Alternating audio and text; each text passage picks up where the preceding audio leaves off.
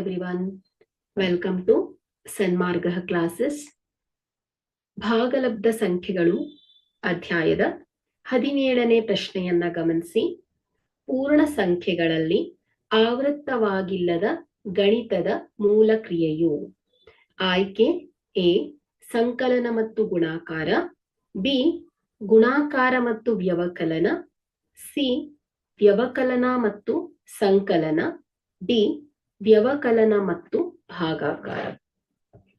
ಇಲ್ಲಿ ಪೂರ್ಣ ಸಂಖ್ಯೆಗಳಲ್ಲಿ ವ್ಯವಕಲನ ಮತ್ತು ಭಾಗಾಕಾರ ಕ್ರಿಯೆಗಳು ಆವೃತ್ತವಾಗಿಲ್ಲ.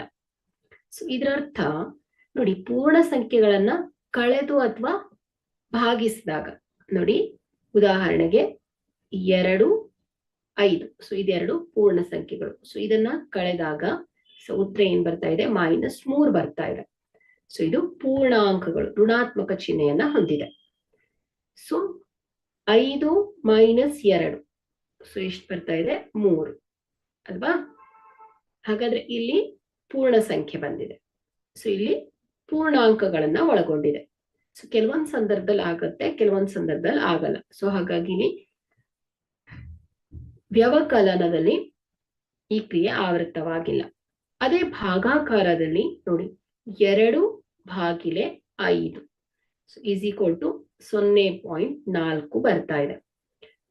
ಇದು ಪೂರ್ಣ ಸಂಖ್ಯೆ ಅಲ್ಲ ಅಲ್ವಾ? ಹಾಗಾದ್ರೆ ಇಲ್ಲಿ ಪೂರ್ಣ ಸಂಖ್ಯೆಯಲ್ಲಿ ಆವೃತ್ತವಾಗಿಲ್ಲದ ಗಣಿತದ ಮೂಲ ಕ್ರಿಯೆಯು ವ್ಯವಕಲನ ಮತ್ತು ಭಾಗಾಕಾರ. ಡಿ ಸರಿಯಾದಂತಹ ಆಯ್ಕೆಯಾಗಿದೆ. Thank you.